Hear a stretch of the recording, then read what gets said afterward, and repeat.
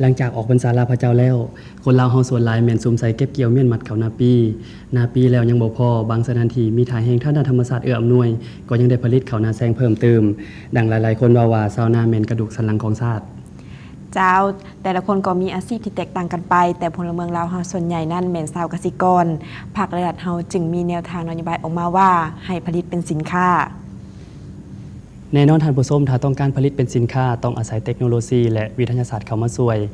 ซึ่งนับตั้งแต่การปรับปรุงพื้นที่การปลูกแนวพันธุ์พืชวิธีบัวระบาดรักษาและวิธีนำใส่เทคนิคในการเก็บเกี่ยวเมียนมัดถ้าจะผลิตเพื่อขายเป็นสินค้าแล้วก็ยิ่งจำเป็นต้องรับประกันให้ผลผลิตนั้นๆมีคุณภาพเพื่อความต้องการของตลาดเจ้าถึงอย่างใดก็ตามชาวนาชาวเกษตรกรปัจจุบันนี้แม้นมีการพัฒนาหลายกว่าเมื่อก่อนและภาครัฐเฮาก็บ่ได้นิ่งนอนใจซอกหา2ทางในการช่วยเหลือตั้งแต่การผลิตจนฮอดการจำหน่ายเจ้าก็ถือว่ารายการสวรรค์ทีวีของพวกเฮาก็จะเป็นแห่งใจสวยทุกๆคนก็แล้วกันแม้แล้วท่านผู้ชมรายการสวรรค์ทีวีของพวกเฮาจะเฮ็ดหน้าที่ให้ดีที่สุดเพื่อนำเสนอผลงานของตนเองเอกอ้างต่อสังคมต่อไปพวกเฮาไปเบิ่งแล้วผู้พร้อมๆกันกับระยะเวลาของสวรรค์บ้านเฮา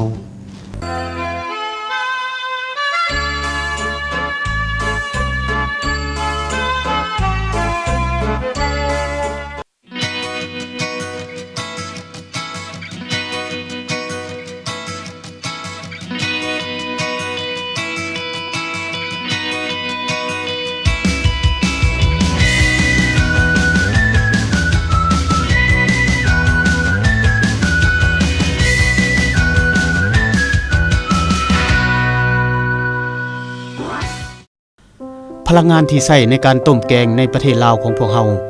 ส่วนหลวงหลายยังนำใช้เสื้อเพลิงจากถ่านและฟืนในนี่เตาไฟที่ใช้ในการแต่งอยู่ครัวกินได้มีการพัฒนามาตลอดแต่ก็ยังคงนำใช้เสื้อเพลิงจากถ่านและฟืนเป็นหลักอันเนื่องมาจากประเทศลาวเฮายังจำเป็นต้องพึ่งพาเสื้อเพลิงดังกล่าวนี้อยู่ในปัจจุบันการพัฒนาพลังงานทดแทนและประหยัดพลังงานเกิดมีขึ้นอย่างหลวงหลาย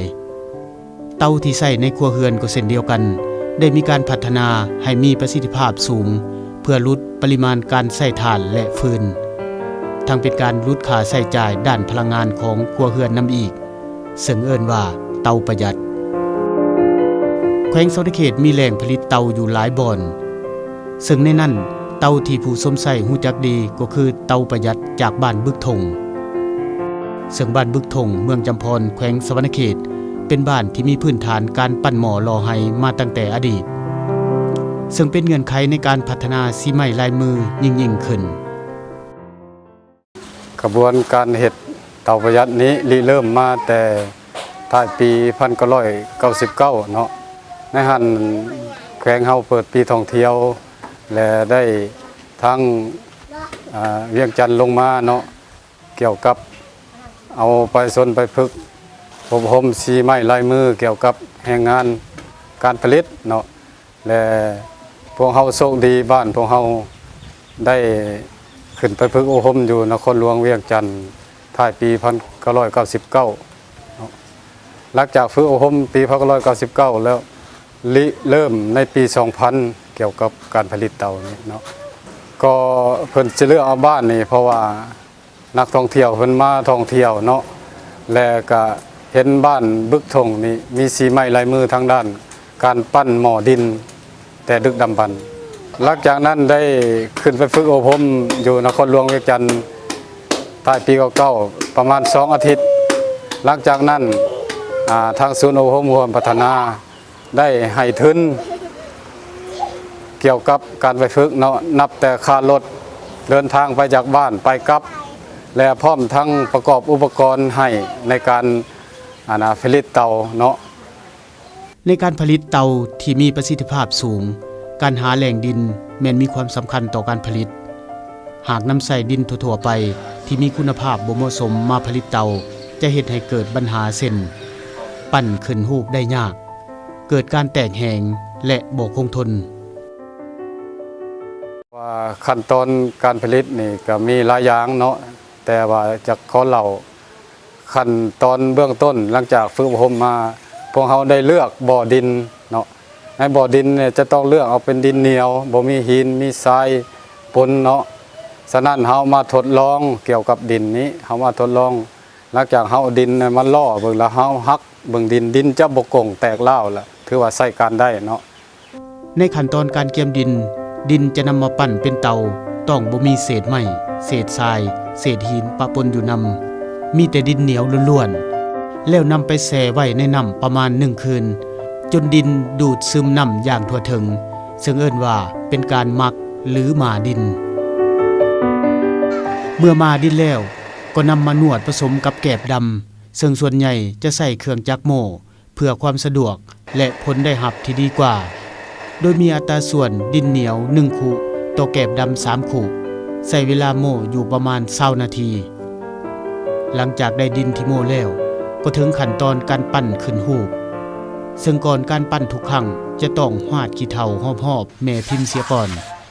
เพื่อป้องกันดินเหนียวติดแม่แบบนำดินที่ผสมไว้แล้วลงใส่ในแม่พิมพ์แล้วใส่มือตบปั้นขึ้นรูปเป็นทรงของเตาให้มีความหนาและขนาดตามกำหนดแล้วตกแต่งทางในเตา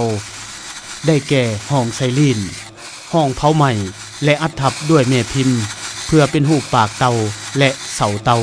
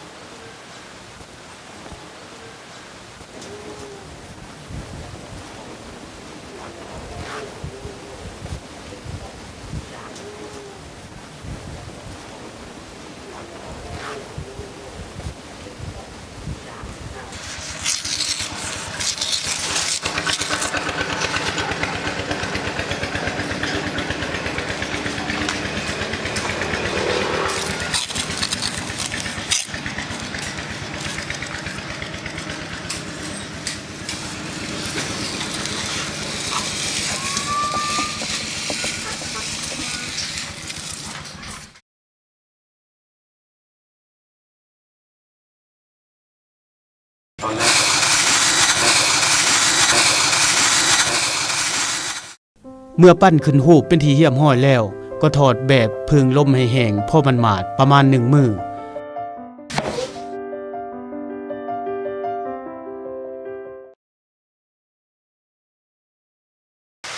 แล้วนำมาปาดตกแต่งปากเตาเสาเตาและเจาะซองลมแล้วนำไปตากแดดหรือพึ่งลมให้แห้งประมาณ2อาทิตย์จึงพร้อมที่จะนำไปเผาในการเผาจะใช้เวลาอยู่1มื้อ1คืน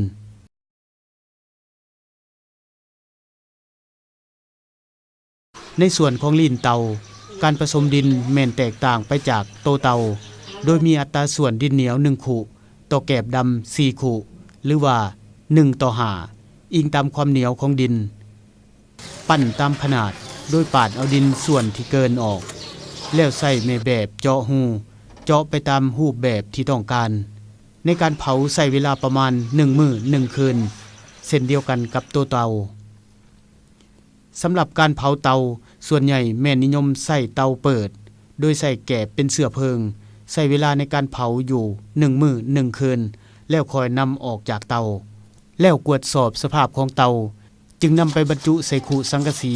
ที่หุ้มด้านนอกเอาดินเหนียว1ขุผสมกับขี้แกบ10ขุเพื่อเป็นใส่กันความร้อนใส่ลงด้านข้างของเตาแล้วยัดอัดให้แน่น บ่อนขอบเตาติดกับขู่สังกะสีใส่ซีมังทาจิกหอบแล้วนำเอาลิ้นเตาใส่จากนี้ถือว่าขบวนการผลิตเตาได้สำเร็จในการผลิตเตาประหยัดบ้านบึกทงเป็นการประกอบธุรกิจขนาดน้อยจึงมีการจ้างงานเกิดขึ้นซึ่งแรงงานที่นำมาผลิตก็ล้วนแล้วแต่เป็นประชาชนภายในบ้านบึกทงเองมีแต่จ้างเบิดนะครับมีแต่เป็นผู้ไปขายกับเอาแกบมีแผนกปั้นทำอีกกับปั้นเป็นหน่วยปั้นแต่งแล้วเรียบร้อยแล้วก็เผายัดใส่ขูดแล้วก็เห็ดลิ้นต่างหากมี3แผนกจ้างเป็นหน่วย แต่ละคนอิงตามแบบปั้นหน่วยน้อยหน่วยใหญ่เลยคือหน่วยน้อยส่วนร้ายเขาใส่ในชีวิตประจำวันนี่ก็มันมีดังคืนดังทานคือปั้นเนี่ยก็หน่วย1 2,500แล้วก็น้อยรุ่นหันอีกก็ 2,000แล้วก็โตกลาง5,000แล้วก็ตัวใหญ่สุดตัวใหญ่สุดอีก 7,000เฉพาะปั้นเฉพาะหยัดสกุกับราคาต่างหากตัวน้อยสุดเนี่ยก็4,500ตัวรุ่นกลางน้อย 2,000 กลางใหญ่ 4,000 ใหญ่สุดแล้วก็ 6,000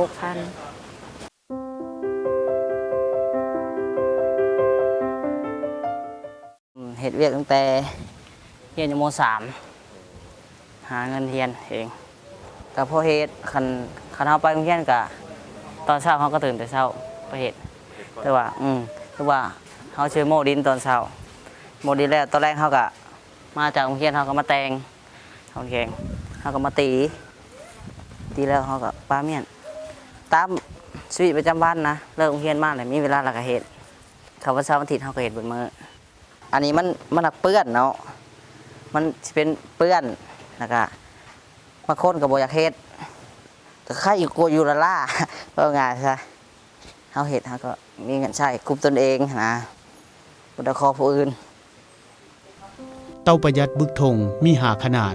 ซึ่งเตาขนาดน้อยและขนาดกลางเป็นที่นิยมของผู้สวมใช้หลายกว่าหมู่สำหรับอายุการใช้เวียกของเตาแต่ละประเภทบ่ต่ำกว่า2ปี